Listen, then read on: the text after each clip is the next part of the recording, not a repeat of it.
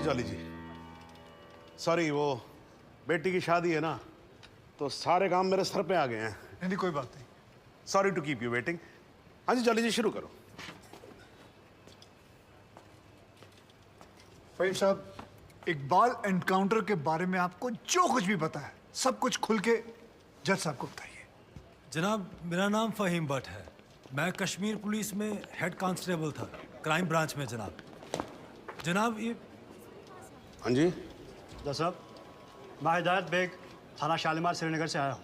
मेरे पास जगदीश्वर मिश्रा और जॉली और फ़हीम भट्ट के खिलाफ अरेस्ट वारंट है। वकील साहब पे ये इल्ज़ाम है कि उन्होंने फ़हीम भट्ट को हिरासत से भगाया। अरे वकील साहब, अब श्रीनगर में क्या करा है यार? यार मतलब हद ही है आजकल वकीलों की। हाँ जी माथुर साहब। जी श्रीमान, बहुत दुख की बात है कि कानून की रक्षा करने वाले ही कानून के साथ जब खिलवाड़ करेंगे तो समाज भ्रष्ट हो जाएगा श्रीमान, प्रजातंत्र नष्ट हो जाए। मेरे हिसाब से तुम्हें सरेंडर कर देना चाहिए। रही डेट की बात, केस की बात, तो हमें कोई भी डेट दीजिए, हमें कोई आपत्ति नहीं। जनाब, आप चाहेंगे तो कोर्ट खत्म होते ही हम दोनों कश्मीर पुलिस को सरेंडर कर देंगे, लेकिन उससे पहले आप फ़हीम भट्ट का बयान जरूर दर्ज कर लीजिए। ये मेरी हाथ जोड़ के विनती है आपसे। देखो वकील साहब, आप मुझसे तो कुछ उम्मीद रखो नहीं, समझ में आया नहीं आया? नहीं मैं बहुत झेल चुका हूँ आपको। नहीं, ये निरूपा राय की एक्टिंग मेरे सामने करने की जरूरत नहीं है। मासूम सा चेहरा मत बनाओ। इंस्पेक्टर साहब, आप गिरफ्तार करो इनको। जनाब सिर्फ 5 मिनट लगेंगे, बयान ले लीजिए, मुझे फिर बाद में चलो मेरी बात सुनो। अरे लेके जाओ भाई। अरे भाई सुनो, वकील साहब को बोला ले जाने के लिए, इनको थोड़ी ना बोला इनको कटघरे में वापस लेके आओ। चलो जज साहब, वारंट तो दोनों के खिलाफ है। अरे भी जानता हूँ, मैं जानता हूँ, लेकिन ये फ़हीम भट्ट जो है ये तो लिस्टेड विटनेस भी है ना, तो इनकी स्टेटमेंट रिकॉर्ड कर लेते हैं। और आप एक काम करो, रिकॉर्ड होने के बाद ना आप दोनों को साथ ले जाना। हाँ जी जाओ जाओ। लेकिन श्रीमान, ये स्टेटमेंट तो अगली डेट को भी रिकॉर्ड हो सकती है। माथुर साहब देखो क्या है, कल से मैं 2 महीने की छुट्टी पे जा रहा हूँ। बिटिया की शादी है, आपको तो मालूम है ना, मतलब मैं कार्ड भेजूंगा, आपको आना होगा। हैं जी हैं। तो मैं क्या सोच रहा था कि सारे पेंडिंग केसेस खत्म करके जाऊंगा, इसीलिए 6 बजे के बाद भी देखो कोर्ट चालू है मेरी। लेकिन श्रीमान, एक आदमी जो पुलिस कस्टडी से भागा हुआ है उसकी स्टेटमेंट कैसे रिकॉर्ड हो सकती है? इस विटनेस की कोई क्रेडिबिलिटी नहीं। नहीं क्या है माथुर साहब, 2 मिनट की बात जी। हाँ जी रिकॉर्ड हो जाएगा स्टेटमेंट, उसके बाद हम आपके यहाँ कौन है जी। माफ कीजिएगा, ये ठीक नहीं हो रहा सर, आप गलत कर रहे हैं सर। नहीं मैं गलत नहीं कर रहा हूँ, जज को मत बताओ आप, उसी के कोर्ट में कि वो गलत कर रहा है। ये मत करो आप। देखिए मैं खुल के बोल रहा हूँ सर, सॉरी क्षमा चाह, लेकिन आप गलत कर रहे हैं सर। आपके दिल्ली के किस्से मैंने सुने हुए। हाँ, आप किसी की चलने ही नहीं देते थे, जो मन में आता था वो करते थे, उद्दंड आदमी की तरह बिहेव करते थे सर। कुर्सी पे बैठ के आप तुगलक न समझिए, ये दिल्ली नहीं अवध है। क्या बोल रहे हो आप मुझे? तुगलक बोल रहे हो आप मुझे? मतलब सन की समझ के रखा हुआ है? माथुर साहब, अगर हार्ट का मरीज नहीं होता ना मैं, तो आपको बताता इस कुर्सी पे बैठ के कि असली तुगलक होता क्या है। एक मिनट सर। नहीं, आप एक बार बैठ कर देखो इस कुर्सी के ऊपर, ना बाईपास सर्जरी हो जाए, मेरा नाम बदल देना आप। हाँ जी ये सब मत करो, आप बैठो, कार्रवाई शुरू करते हैं। हाँ जी। नहीं सर ये नहीं होने दूंगा मैं। क्या होने नहीं दोगे मतलब क्या है? सर ये आपत्तिजनक बात है सर, ये इसमें कोई आपत्ति नहीं है, आप जो हो रहा है होने दो। मैं बैठा हूं, मैं कर रहा हूं ना सब, मुझे गलत मत साबित करो। सर अगर आपने जबरदस्ती की तो मैं यहीं पर अदालत में धरने पे बैठा हूं। क्या धरने पे बैठ गया? अरे क्या लीजिए। अरे क्या कमाल कर रहे हो आप सच में बैठ के क्या बच्चों वाली बात कर रहे हो? खड़े हो जाओ। बिल्कुल यहीं बैठा रहूंगा। अरे मत बैठो भाई, वहां पर पोछा भी ढंग से नहीं लगाते हैं लोग कोर्ट के अंदर। प्लीज खड़े हो जाओ माथुर साहब, प्लीज खड़े हो जाओ। मैं धरने पे बैठा हूं, धरने पे बैठा रहूंगा। यहाँ मीडिया देख रहा है, आपको कोई फर्क नहीं पड़ता है क्या? अरे तो सर मीडिया भी तो देखे ना कि बाहर के जज आकर कैसे अपने ईगो को सेटिस्फाई करने के लिए कोर्ट को अपना घर समझ लेते हैं। मैं यहीं पे बैठा हूं और बैठा रहूंगा। इनको जो लिखना है लिखो। मतलब आप नहीं उठोगे ना तो बैठे रहो, और आप ही क्या बैठोगे भाई, मैं भी बैठूंगा आपके साथ साथ वहां पर। भाई पता लगे सबको कि वकील ससुरे क्या क्या करते हैं कोर्ट में। तू वहीं पर। हाँ जी मैडम जी, जरा हटो, आप पकड़ो कुर्सी को, पकड़ो। हाँ जी थैंक यू जॉली। हाँ जी माथुर साहब, अब तो आप बैठो और बैठेंगे हम, और आज देख लें इसमें कितना है दम। ठीक है ना?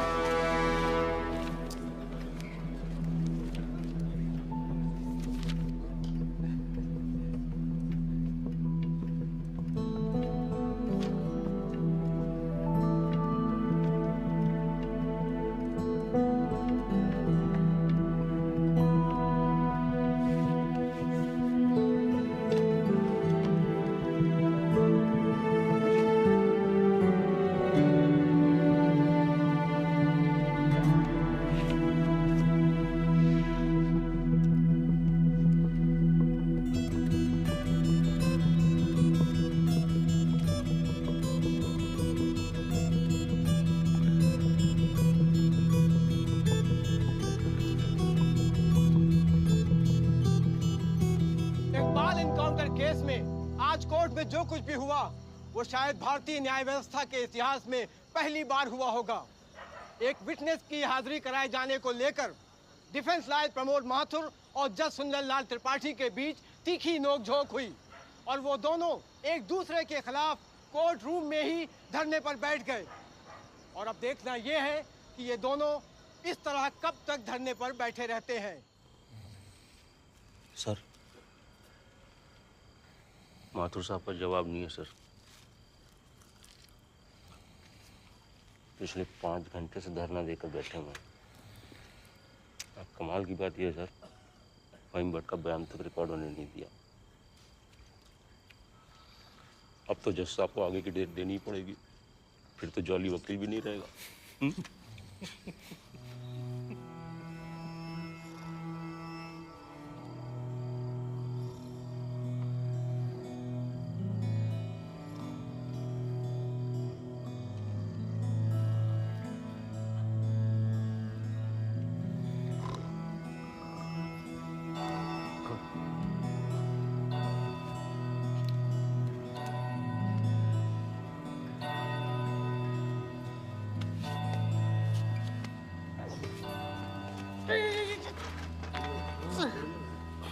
सर,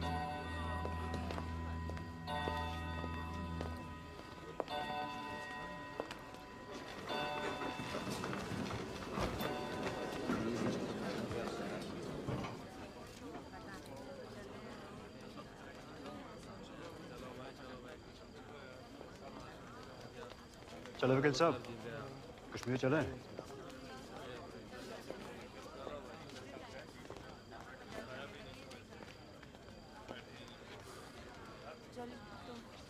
मैं चलता हूँ। अपना ध्यान रखना, ठीक है?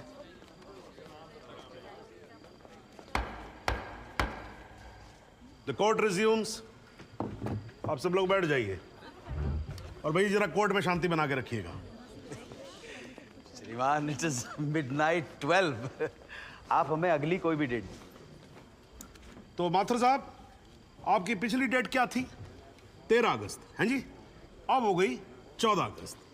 तो आपकी अगली डेट है 14 अगस्त 12:05 AM। श्रीमान, आधी रात बीत चुकी है, प्रोसीडिंग में तो सवेरा हो जाएगा। आजकल तो सुप्रीम कोर्ट भी भाई 3-3, 4-4 बजे तक काम करता है। थोड़ा हम भी सीख लेंगे तो क्या फर्क पड़ जाएगा, हैं जी? Please sir. नहीं, देखिए माथुर साहब, आपको धरना देना था, आपने धरना दिया, मैंने कुछ नहीं बोला, है जी? अब आपको वॉकआउट करना है तो आप वॉकआउट कर सकते हो, लेकिन आज ही की रात फहीम भट्ट की स्टेटमेंट यहां रिकॉर्ड होगी, है जी? जॉली जी, स्टेटमेंट रिकॉर्ड करवाइए। जी, फहीम।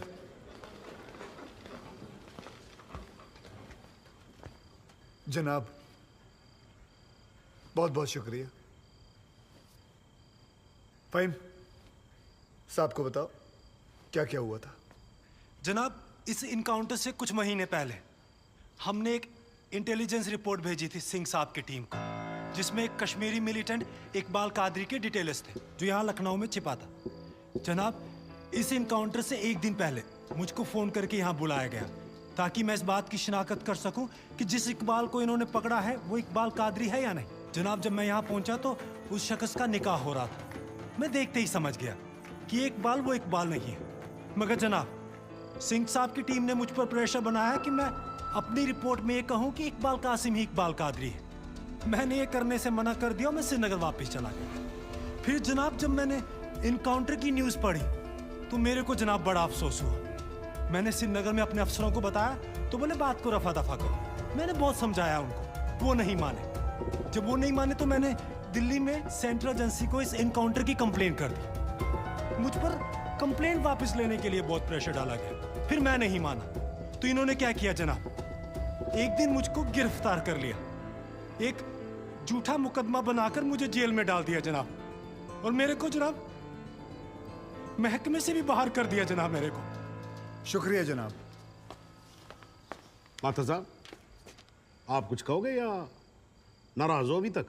अरे नहीं नहीं श्रीमान, आपकी नाराजगी मोल लेकर अपनी दुकान थोड़े बंद करवानी। मगर मैं तो ये पूछना चाहता हूँ, आप तो गुस्सा नहीं है? नहीं, मैं नाराज कुछ नहीं हूं, लेकिन यार अगली बार से तुगलक मत बोलना मेरे को, हाँ जी माथुर साहब, मतलब इस कोर्ट में बैठे बैठे मेरे बाल सफेद हो गए। I think I deserve some respect. क्षमा प्रार्थी हूँ श्रीमान। ठीक है, आप शुरू करो। फाइन भट्ट, आप माननीय न्यायाधीश महोदय को बताएंगे कि ये केस क्या है, इस अदालत में हम किस सच्चाई की खोज कर रहे हैं। ये कि कांस्टेबल भदौरिया और इकबाल की मौत कैसे हुई। तो आपने अभी जो राबी चिनाब झेलम जैसी लंबी कहानी सुनाई है, उससे कहीं ये साबित होता है कि इन दोनों की मौत कैसे हुई?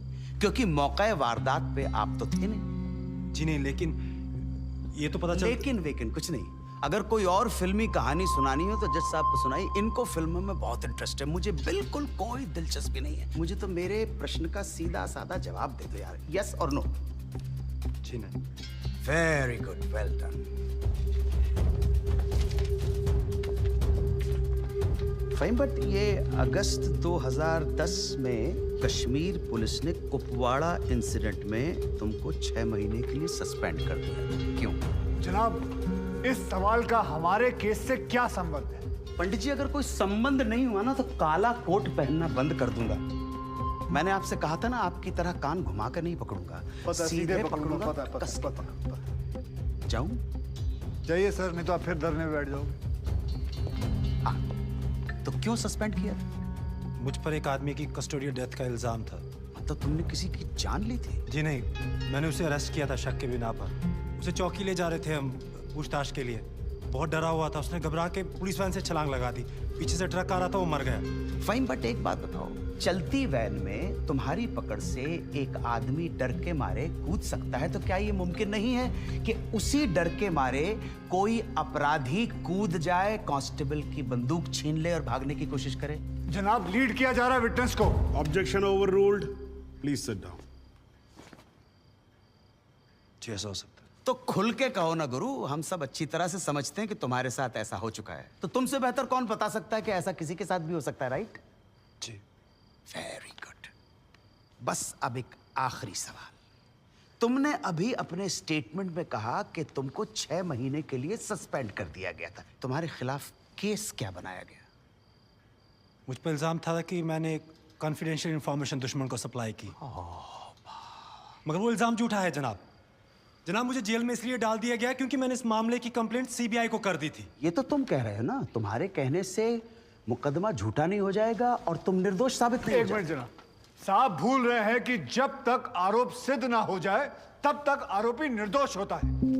That is the point, वकील साहब। That's the bloody point। और श्रीमान, इस तर्क के आधार पर तो इंस्पेक्टर सूर्यवीर सिंह और उनके साथी निर्दोष हुए हैं सर। लेकिन 2 मिनट के लिए श्रीमान, ये अखबार पढ़िए, टीवी खोल के देखिए। सारा मीडिया, सारा समाज, सारा देश इंस्पेक्टर सूर्यवीर सिंह और उनके साथियों को दोषी डिक्लेयर कर चुका है। His reputation, his career, his future is finished. अजब जलवा है हुजूर आपकी अदालत का, जहां एक आदमी जिस पे देशद्रोह का इल्जाम है, वो उस आदमी पर इल्जाम लगा रहा है जिसने मातृभूमि की सुरक्षा की शपथ उठाई।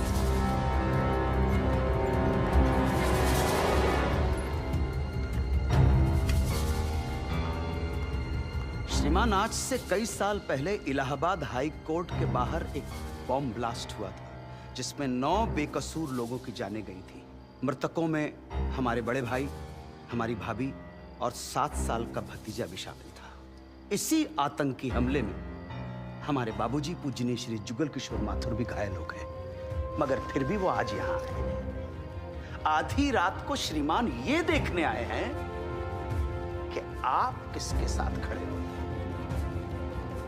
और श्रीमान, मैं ये पूछना चाहता हूं कि क्या ये न्यायालय इतना कमजोर है कि फैसला भी नहीं कर पा रहा है कि देश को सूर्यवीर जैसे अफसरों की जरूरत है या इकबाल कादरी जैसे हत्यारों की? और श्रीमान, अंत में सिर्फ इतना निवेदन करना चाहता हूं कि हम कितना ही अनजान बने रहें, कबूतर की तरह आंखें बंद करके बैठे रहें, लेकिन हकीकत यह है श्रीमान that we are in a state of war. और किसी विद्वान ने बड़ा सही कहा है, everything is fair in love and war. बाकी श्रीमान, न्याय आपके हाथ में। प्रमोद माथुर का प्रणाम स्वीकार करें।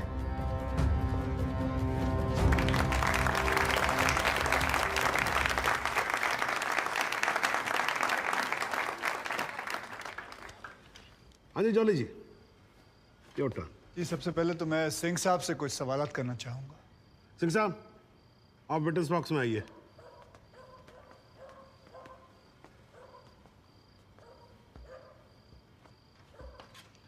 सिंह साहब, आप जरा कोर्ट को बताएंगे कि अगला क्रिकेट वर्ल्ड कप कौन जीतेगा? भाई ये किस तरह का सवाल हुआ भाई वकील साहब?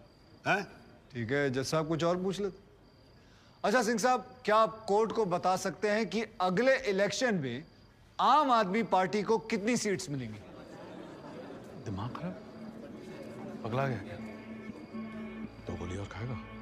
मैं वैसे तो अहिंसावादी इंसान हूँ सिंह साहब, लेकिन एक बार ना लॉ कॉलेज में एक 6 फुटे 8 इंच के लौंडे ने मुझसे बदतमीजी से बात की थी। माँ कसम, यहाँ कान के नीचे घुसड़ मारा था, उठा नहीं 22 दिन तक बिस्तर से। अगर यकीन ना हो ना तो माथुर साहब से पूछ नहीं वकील साहब, देखो देखो यार, आराम से यार, कोर्ट है, सवाल करो, बवाल क्यों कर रहे हो यहाँ पर? हाँ सरकार, ये मुझे पागल कह रहा है, बदतमीजी से बात कर रहा है। सिंह साहब, क्यों कर रहे हो आप बदतमीजी से बात? छोड़ दो ना, जाने दो, आराम से कंटिन्यू प्लीज। चलो एक और बार ट्राई करते हैं। सिंह साहब, क्या आप बता सकते हैं कि सलमान खान की शादी कब होगी? अरे वकील साहब, क्या बातें कर रहे हो? इंस्पेक्टर हैं वो, जोशी थोड़ी ना है। अगर ये जोशी नहीं है तो फिर इन्हें कैसे पता था कि ठीक सुबह 6:45 पे इकबाल को पेशाब आएगा? कैसे पता था जब उनको पेशाब आएगा तो गाड़ी गोमती नदी का पुल क्रॉस कर रही होगी? इन्हें कैसे पता था कि इकबाल कांस्टेबल भदौरिया की रिवॉल्वर छीन कर भागने की कोशिश करेगा? शादी में तो थे नहीं, फिर पुल पर कैसे पहुंचे तुम? इधर इधर, मैं यहां खड़ा हूं, आप पुल पे पहुंचे कैसे? इत्तेफाक। लो जी, इत्तेफाक। ऊपर वाले के आशीर्वाद से सही समय पे सही जगह पहुंच गए। बाय गॉड, बड़े इत्तेफाक हैं आपकी स्टोरी में सिंह साहब। जनाब, मेरे पास ये इनके 25 एनकाउंटर का कच्चा चिट्ठा है। ऐसे इत्तेफाक कई बार हो चुके हैं इनकी जिंदगी में। अपराधी गोली चलाने ही वाला होता है कि पहुंच जाते हैं शक्तिमान बनकर, और सिर्फ लखनऊ में नहीं बल्कि दूसरे शहरों में भी। जनाब, इनके 25 एनकाउंटर में से 19 के खिलाफ मारे गए लोगों के परिवार वालों ने शिकायतें दर्ज की हुई हैं, लेकिन आज तक एक भी मामले में निष्पक्ष जांच नहीं की गई। एंटी करप्शन ब्यूरो की एक रिपोर्ट के मुताबिक इनकी 28 करोड़ की संपत्ति होने का शक है, लेकिन वो भी जांच भी नहीं पूरी कर पाए, पहले ही बंद कर दिया उन्होंने। और ऐसे आदमी को बचाने के लिए हमारे माथुर साहब यहां अपने बूढ़े बाप को व्हीलचेयर पर बिठाकर कोर्ट में लाते हैं। मुझे तो इन पर और इन जैसों पर तरस आता है। नमस्कार, बहुत बहुत धन्यवाद। आपकी वकालत को मेरा प्रणाम जी। श्रीमान, एक ईमानदार और बहादुर आदमी का कैरेक्टर असैसिनेशन हो रहा है और आप बैठे देख रहे हैं। बहादुर, ठेंगा बहादुर है ये। हथकड़ी में बंधे निहत्थे आदमी को पीठ पर गोली मारने वाला ये बहादुर। 35,000 तनख्वाह पाने वाला 28 करोड़ का मालिक ईमानदार। दीमक है जनाब, ये दीमक खोखला कर देगा सारे सिस्टम को और पता भी नहीं चलेगा। कुछ तो लिहाज करो मेरे माथुर साहब, कुछ तो लिहाज करो देश का।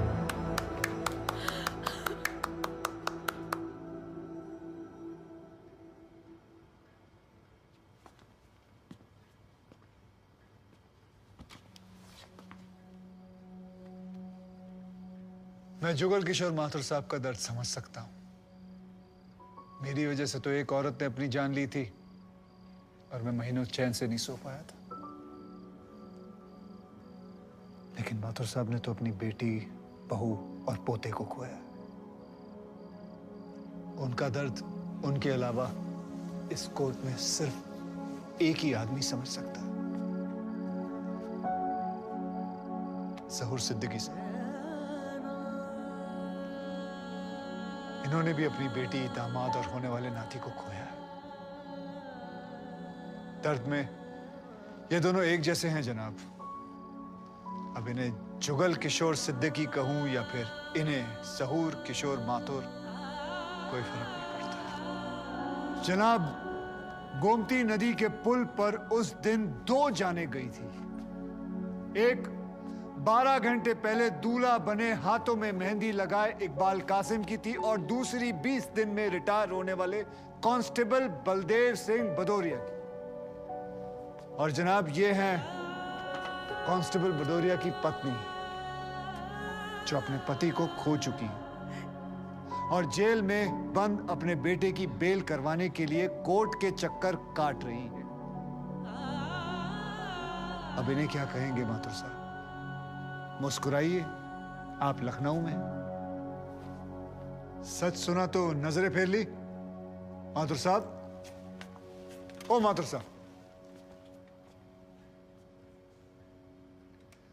इत्तेफाक सिर्फ तुम्हारे साथ नहीं होते सिंह, ऊपर वाले की बड़ी कृपा है मुझ पर। इस दफा एक इत्तेफाक मेरे साथ भी हुआ है। बाय गॉड, मजा आएगा। पंडित जी को लाइए, लाइए जल्दी।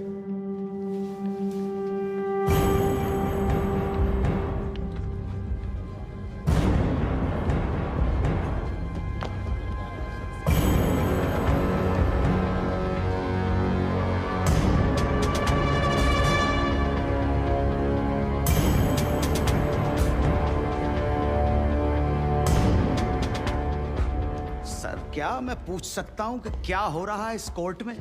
और क्या आप बताने की जहमत करेंगे कि आप ऐसा होने क्यों दे रहे हैं? कौन है ये बाबा सर? इसका इस केस से क्या रिलेशन है सर? ना कोई एडवांस नोटिस है, ना अग्रिम सूचना है। क्या रेलेवेंस क्या है और आप इसे अलाउ कर रहे हैं? जनाब, इस विटनेस का नोटिस देता ना तो ये विटनेस यहां नहीं होता, किसी मुर्दा घर में गड़ा हुआ होता। इस आदमी को मैं पकड़ के नहीं लाया हूं, पुलिस वाले पकड़ के लाए हैं। और जनाब, इस विटनेस का इस केस के साथ डायरेक्ट कनेक्शन है। इंस्पेक्टर साहब, आपने अरेस्ट किया इसको? जनाब, ये वकील साहब एकदम सही कह रहे हैं। इस पंडित का इस केस से सीधा संबंध है। अगर संबंध नहीं हुआ ना, इंस्पेक्टर साहब, नौकरी खा जाऊंगा मैं आपकी। जानते हो ना ये बात? लेकिन जनाब, मैं बिल्कुल सही कह रहा हूं।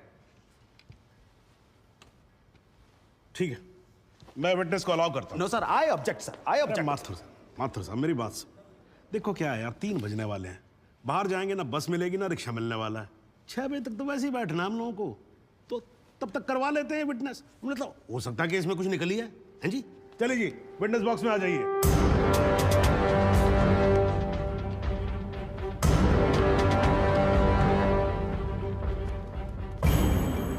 नमस्कार पंडित जी, क्या हाल है आपका? घरेलू कपड़े वपड़े टीका शीका लगा के पूरी तैयारी में आए हैं। फहीम भट्ट साहब, खड़े होइए। कोर्ट को बताइए कि इन पंडित जी का नाम क्या है? मोहम्मद इकबाल कादरी। हैं जी? मोहम्मद इकबाल कादरी। मोहम्मद इकबाल कादरी। इसको कहां से अरेस्ट कर लिया जी आपने? जनाब, मथुरा से 1 साल से वहां छुपा हुआ था साधु का भेष बनाकर। ये तो कमाल हो गया। जज साहब, इंस्पेक्टर महोदय झूठ बोल रहे हैं। हमारा नाम इकबाल कादरी नहीं है, हमारा नाम तो रामकृष्ण सारस्वत है। हम तो निरीह ब्राह्मण हैं, ब्रह्मचारी हैं। हाँ, जम्मू के रहने वाले हैं, उस वजह से भाषा में थोड़ी कश्मीरी झलक है, लेकिन हम वो नहीं है जो बताया जा रहा है। ये देखिए हमारा आधार कार्ड और voter ID card. Om Prakash ji, जरा लेके आओ उसे। लाओ जरा, फटाफट लेके आओ। जनाब, ये पंडित सरासर झूठ बोल रहा है। इसने पुलिस को खुद स्टेटमेंट दिया है, जिसमें इसने खुद कहा कि ये इकबाल कादरी है। कंधे के ऊपर उत्तर प्रदेश पुलिस के 2 स्टार लगा रखे हैं। इतना मालूम नहीं है कि पुलिस को दी गई स्टेटमेंट कोर्ट में एडमिसेबल नहीं है। जनाब, ये इंसान एक ट्रेंड मिलिटेंट है। नकली आधार कार्ड बनाना कोई मुश्किल काम नहीं है, आप अच्छी तरह जानते हैं। और फहीम भट्ट भी इसको आइडेंटिफाई कर चुके हैं। सर, ये अपनी आइडेंटिटी छुपा रहा है। श्रीमान यहाँ आइडेंटिटी छुपा नहीं रहा है, अपनी आइडेंटिटी बता रहा है। कैसे बताएगा अपनी आइडेंटिटी? हम सब कैसे बताएंगे सर? आप सुंदरलाल त्रिपाठी हैं, मैं प्रबोध माथुर हूँ, ये पंडित जी हैं कानपुर वाले, कैसे पता पड़ेगा? किसी आधार कार्ड से, राशन कार्ड से या पासपोर्ट से? सबूत आपके सामने है सर, संदेह की कोई बात ही नहीं। और वैसे बता दूं सर, निवेदन कर रहा हूँ, ये जो पंडित जी है ना, ये ऑलरेडी झूठा गवाह पेश कर चुके हैं। बार एसोसिएशन ने इनका लाइसेंस रद्द कर दिया। चंद घंटों के मेहमान है ये वकीलगिरी से सर, इनकी बात को सीरियसली नहीं लिया जाए। माथुर साहब चंद घंटे तो है ना लड़ लूं ना तब तक तो लड़ सकता हूं ना। जॉली साहब, ये देखो यार, कोर्ट में लड़ने वड़ने की बात मत करो आप। नहीं, माथुर साहब एकदम ठीक बोल रहे हैं। भाई लगता है पुलिस से कोई गलती हो गई है। बाबा जी सॉरी, आप जा सकते हो। एक मिनट जॉली जी, आप वहीं रुके। एक मिनट सर, मैं आपसे हाथ जोड़ के विनती करता हूँ, मैं इससे कुछ सवालात करना चाहता हूँ। मैं बड़ी मुश्किल से इसको लेके आया हूँ। मैं एक मौका मुझे दे दीजिए। नहीं, आपने क्या कहा था? अभी ऑटो बस कुछ नहीं मिलने वाला। एक मौका। एक मिनट, आप चिल्लाना बंद करोगे जरा? 2 मिनट चुप रहोगे आप? गलती हो, पर 2 मिनट चुप रहो आप।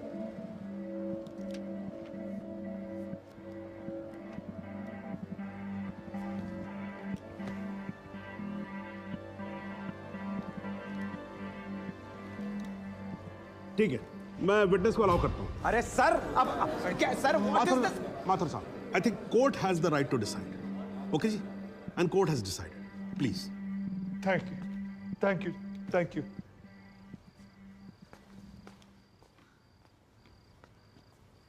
तो आप मेरी ब्राह्मण ब्रह्मचारी, तो फिर धर्म का बड़ा ज्ञान होगा आपको। अवश्य है। मैं भी कान्यकुब्ज ब्राह्मण हूं, वो भी जनेऊधारी। तो चलिए 2 ब्राह्मणों के बीच में शास्त्रार्थ हो जाए। पूछिए, क्या पूछना है? चलिए गायत्री मंत्र सुनाइए। ओम भूर्भुवस्वः तत्सवितुर्वरेण्यं भर्गो देवस्य धीमहि धियो यो नः प्रचोदयात्। बहुत बढ़िया, पूरा नाम बताएं। रामकृष्ण प्रेमकृष्ण सारस्वत। धर्म? हिंदू धर्म में कितने वेद हैं? 4। नाम बताएं। ऋग्वेद, सामवेद, यजुर्वेद, अथर्ववेद। 4 युगों के नाम बताएं। सतयुग, द्वापर, त्रेता, कलयुग। वर्ण कितने हैं? 4। ब्राह्मण, क्षत्रिय, वैश्य, शूद्र। आपका वर्ण क्या है? ब्राह्मण। कौन से ब्राह्मण? गौर ब्राह्मण। कौन से गौर? सांदे गौर। गोत्र? शांडिल्य। प्रवार? वशिष्ठ। वेद? यजुर्वेद। उपवेद? बेतरियाणी। मुख? श्रीमुख। कुल देवता? सप्तसुरी। चरण? वाम। विश्वा? या अल्लाह, इससे आगे भी होता है। क्या कहा आपने? बिस्वा नहीं पता, नहीं पता। बिस्वा नहीं पता। विश्वा से पहले क्या कहा? विश्वा से पहले क्या कहा इकबाल कादरी? लानत है तेरे पे इकबाल कादरी, लानत है। अब तो अल्लाह का नाम भी आ गया जुबान पे। अब तो सच बोल। देख, तू कुछ भी कर ले, तू बचेगा नहीं। कब तक जिएगा झूठ की जिंदगी? अस्तगफिरुल्लाह। 91 पोस्ट क़यामत की 2 कुछ बुद्धि खुदाइश। मैं आईने वाला सिद्ध किया खुदा जो उच्छान कुछ जो गुनाहगार सोई कर फैसलन पोस्ट क्या छो पोस्ट के चुना परवायती करना मिला इंसाफ खुदा करे इंसाफ पन्नीस दरबार बस इंशाल्लाह। इकबाल कादरी, अगर मैं चाहता था तुम्हारा मेडिकल टेस्ट करवा के ये पता कर सकता तुम कितने बड़े पंडित हो, मगर मुझे तुम्हारी जुबान से सुनना था। कोर्ट को बताओ तुम्हारा असली नाम क्या है, बताओ।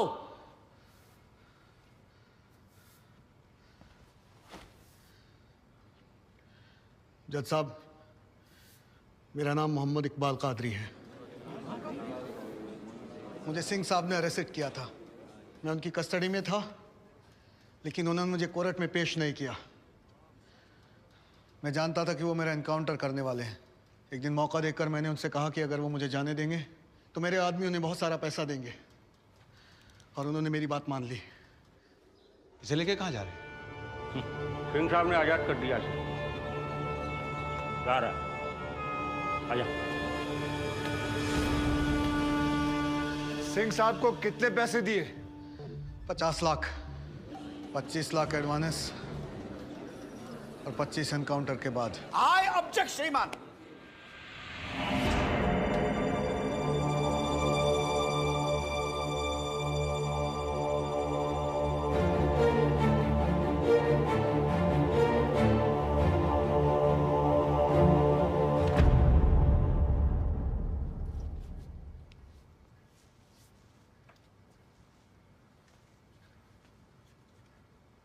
मुझे और कुछ नहीं कहना जनाब, मगर माथुर साहब की एक बात का जवाब जरूर देना चाहूंगा कि हमें सूर्यवीर सिंह चाहिए या फिर इकबाल कादरी।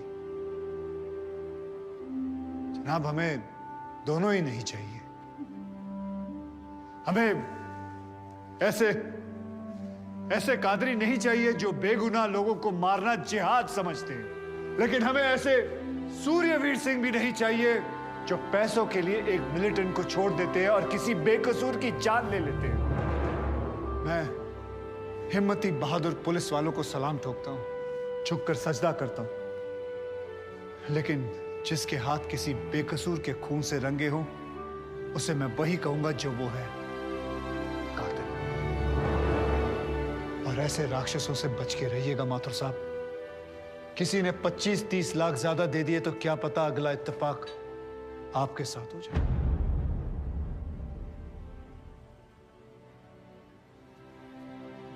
अंत में सिर्फ इतना ही कहना चाहूंगा कि इस दुनिया के सबसे बड़े जाहिल ने कहा था कि इश्क और जंग में सब कुछ जायज है, क्योंकि अगर ऐसा है तो फिर बॉर्डर पर सिपाहियों के सर काटने वाले भी जायज है और जवान लड़कियों पर एसिड फेंकने वाले आशिक भी, क्योंकि अगर ऐसा है तो फिर इकबाल कादरी भी जायज है और सूर्यवीर सिंह भी। अब आप ही तय करें जनाब कि ये दोनों जायज है या फिर दोनों नाजायज।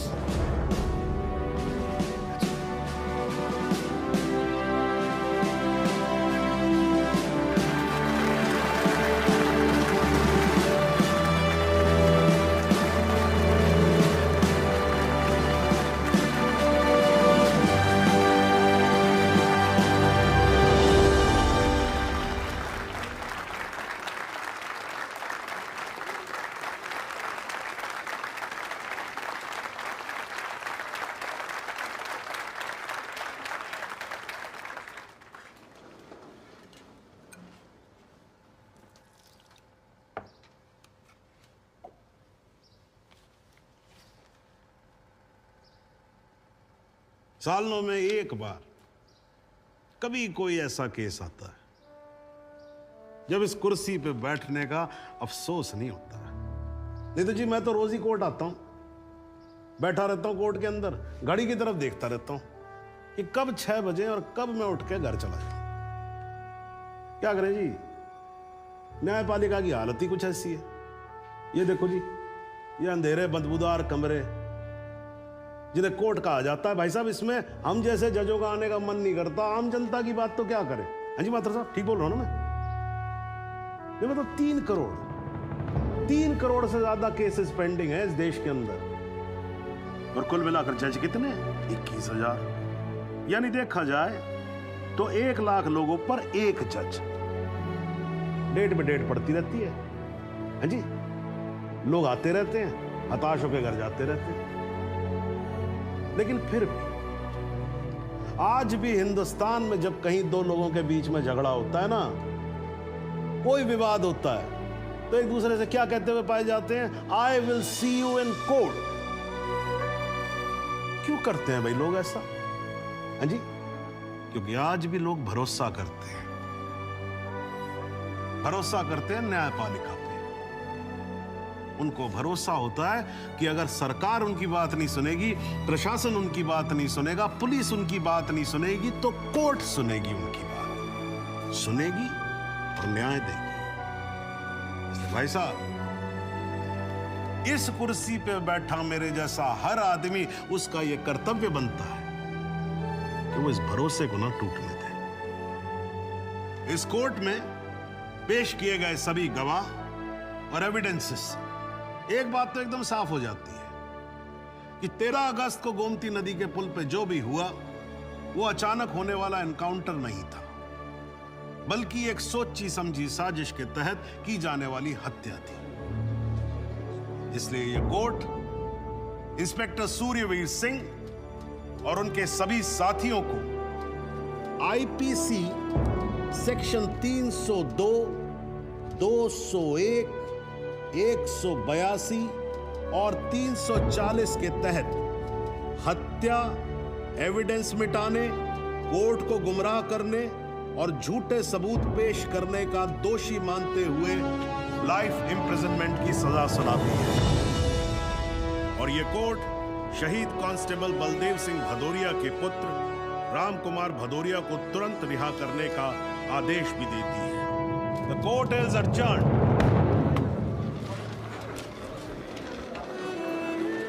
बहुत बहुत मुबारक। Thank you. Thank you sir. जरा रास्ता दे दीजिए प्लीज।